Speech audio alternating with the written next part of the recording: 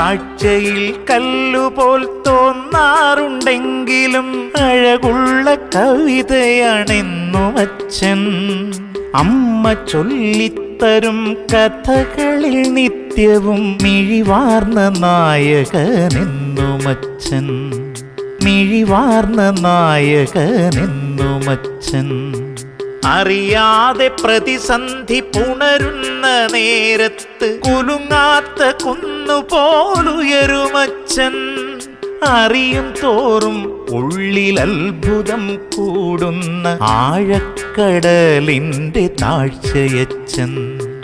ആഴക്കടലിൻ്റെ താഴ്ചയച്ഛൻ.